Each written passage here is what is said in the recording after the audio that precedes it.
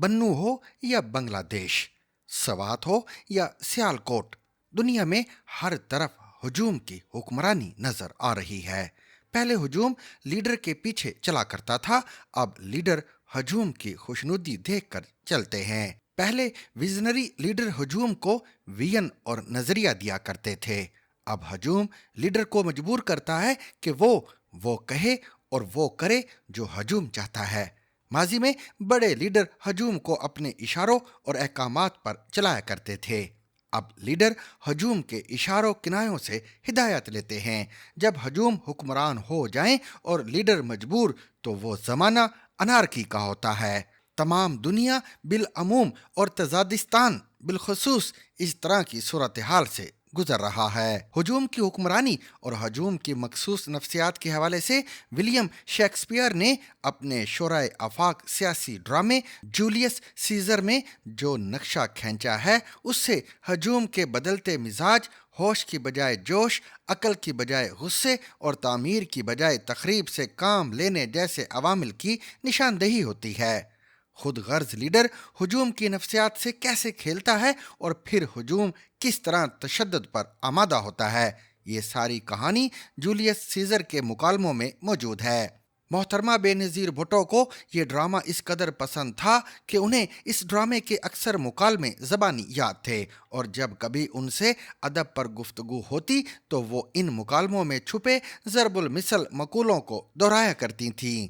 इस ड्रामे के मुताबिक जूलियस सीजर को ब्रूटस और उसके साजिशी साथी सेनेट की सीढ़ियों में कत्ल कर देते हैं। इस कत्ल के बाद सीजर के पुराने दोस्त ब्रूटस को हजूम का सामना करते हुए अपने दोस्त सीजर के कत्ल का जवाब पेश करना पड़ता है। हजूम की नफ्सियात से खेलते हुए ब्रूटस कहता है कि ये नहीं कि मैं सीजर से कम मोहब्बत करता था, लेकिन मैं रोम से इससे कहीं ज़्यादा मोहब्बत करता हूँ। ब्रूटस ने गोया ये कहा कि मैंने सीजर को इसलिए कत्ल किया कि उसके अज़ाइम रूम और हुब्बुल वतनी के खिलाफ थे। ज़रा गौर करें कि तजादिस्तान में जब भी कोई गैर आइनी, गैर कानूनी और गैर अवामी कदम उठाया गया, यही कहा गया कि इसमें कौमी मुफाद है। हर मार्शल लॉ, हर नजरिए ज़रूरत, हर गलत कानून, हर सियासी जेल, नज़रबंदी, फांसियाँ, कोड़े और पाबंदियाँ कौमी मफाद के नाम पर ही जवाज पाती रहीं। शेक्सपियर बेअकल और होश से आरी हजूम के बारे में आगे बयान करता है कि ब्रूटस की तकरीर पर हजूम ने सीजर के कत्ल के जवाज को कबूल कर लिया। थोड़ी देर के बाद मार्क एंटोनी को भी उसी हजूम से खिताब का मौका मिला, तो उसने हजूम से कहा, कल तक तो आप सीजर से मोहब्बत करते थे, अब इस मोहब्बत को क्या हो गया? एंटोनी ने कहा, ब्रूटस गलत कहता है, सीजर तो अवाम का असल खैर खा और मुहब्बे वतन था, वो फाते था मगर बादशाह बनने से इनकारी था। एंटोनी की जज्बाती तकरीर के बाद वही हुजूम जो थोड़ी देर पहले ब्रूटस को सीजर के कत्ल पर माफ करके उसका साथी बन चुका था, ब्रूटस और उसके कातिल साथियों को गद्दार करार देते हुए इंतकाम के नारे लगाने लगता है। वो लोग ब्रूटस का घर जलाने और कातलों को चुन चुन कर मारने का इरादा जाहिर करने लगते हैं।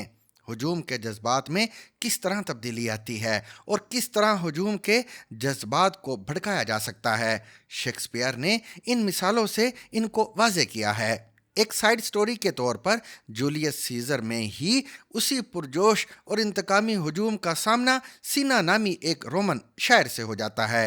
हजूम उसको पकड़ लेता है। बेचारा शायर कहता है कि मैं तो सीना शायर हूँ। सीना साजिशी एक और शख्स है, लेकिन हजूम अंधा और बहरा है। वो दलील और अकल की बात कब सुनता है? हालांकि सीजर के कत्ल का साजिशी सीना मुख्तलिफ शख्स था और ये सीना शायर उसका सिर्फ हम नाम था। सीना हजूम से कहता है, I am Cinna the poet. तो हजूम में से एक जवाब देता है, tear him for his bad verses. इसे इसके गलत अशार की वजह से मार दो। तजादिस्तान में भी हजूम की नफ्सियात छाई हुई है। इस नफ्सियात का अगर तख्लीकी अकलियत, क्रिएटिव माइनॉरिटी ने सियासी और समाजी इलाज ना किया तो इससे अनारकी फैलेगी। जूलियस सीजर के मुख्तलिफ किरदार अनारकी और अफरा तफरी की पेश गोइयाँ करते नजर आते हैं। तजादिस्तान में भी यही हालात और यही सोच कार फरमा नजर आती है। تزادستان میں آج کل ہر طرف افواہوں کا بازار گرم ہے۔ فیک نیوز کو ہر کوئی سچ بنا کر پیش کر رہا ہے۔ جولیس سیزر میں شیکسپیئر بار بار یہ سمجھاتا نظر آتا ہے، ظلم کا خوف انارکی کو جنم دیتا ہے۔ اور اس ڈرامے کے مطابق مارک اینٹونی کی جذباتی تقریر نے روم کے گلیوں بازاروں میں انارکی پیدا کر دی، بالکل اسی طرح جیسے کبھی آزاد کشمیر، کبھی بنوں اور کبھی ڈھاکہ میں وہی کچھ ہوتا نظر آ رہا ہے۔ ہر جگہ اینٹونی کی طرح کی جذباتی تقریر یا جوشیلے جذبات پھوٹ پڑتے ہیں، عقل اور ہوش جاتا رہتا ہے۔ علم نفسیات کے بانی سگمنڈ فرائیڈ نے ہجوم کی نفسیات کے بارے میں کہا تھا، فرد کی نفسیات ہجوم کی نفسیات سے مختلف ہوتی ہے۔ جب کوئی فرد ہجوم میں شامل ہو جاتا ہے تو اس کے جذبات بھڑک اٹھتے ہیں، پھر وہ قتل بھی کر سکتا ہے، بستی کو آگ لگا سکتا ہے، خون بہا سکتا ہے۔ سیالکوٹ، سوات، بنوں اور جہاں جہاں ہنگامے پھوٹے ہیں اور تخریب کاری ہوئی ہے، وہاں یہی ہجوم کی نفسیات ہی کار فرما رہی، وگرنہ اس ہجوم کے ہر فرد کو الگ الگ دیکھا جائے تو ان میں سے کوئی بھی انفرادی طور پر اتنا جذباتی، جارحانہ اور پرتشدد رنگ اختیار نہ کرے۔ ہجوم کی نفسیات عام ہو جائے تو امن ناپید ہو جاتا ہے۔ ہجوم کے جذباتی پن کے پیچھے کسی نہ کسی ظلم، زیادتی یا تشدد کا پس منظر ہوتا ہے، جیسے شیکسپیئر کے ڈرامے میں جولیس سیزر کا سر عام قتل تھا۔ اصل مسئلہ اس وقت یہ ہے کہ ہجوم کی نفسیات کو تبدیل کیسے کیا جائے، جذبات کیسے ٹھنڈے ہوں، انتقام اور دشمنی کو دفن کیسے کیا جائے۔ میری طالب علمانہ رائے میں اس کا واحد حل آئین اور قانون کے راستے پر چلتے ہوئے انصاف کا بول بالا کرنا ہے۔ جتنی جلدی انصاف اور قانون کی عملداری ہوگی، اتنی ہی جلدی ہجوم کو چین آتا جائے گا۔ دوسری طرف ہجوم کو اکسانے والوں سے عرض ہے کہ روم کا ہجوم انارکی تو لے آیا، لیکن اسے نہ امن ملا اور نہ اقتدار۔ تزادستان میں بھی ہجوم ریاست اور معیشت کو غیر مستحکم تو کرے گا، لیکن تختہ الٹ کر اپنی پسندیدہ سیاسی جماعت کو نہیں لا سکے گا۔ اکثر انقلابیوں کے نتیجے وہ نہیں نکلے جو ہجوم چاہتے تھے۔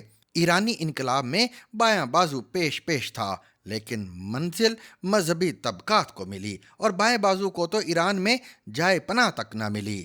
اب بھی اگر ہجوم کو لیڈر خان نے نہ سنبھالا اور وہ یوٹیوبرز اور سوشل میڈیا کے کماؤ پوتوں کے پیچھے چلتا رہا تو یہ ہجوم اسے پتہ نہیں کہاں لے جائے گا۔ ہجوم کو اقتدار کا راستہ نہیں آتا، اس کی واحد اور آخری منزل انارکی ہی ہوتی ہے۔ لیڈر خان کو ہجوم کی سننے کی بجائے اپنی سنانے کا راستہ اپنانا ہوگا۔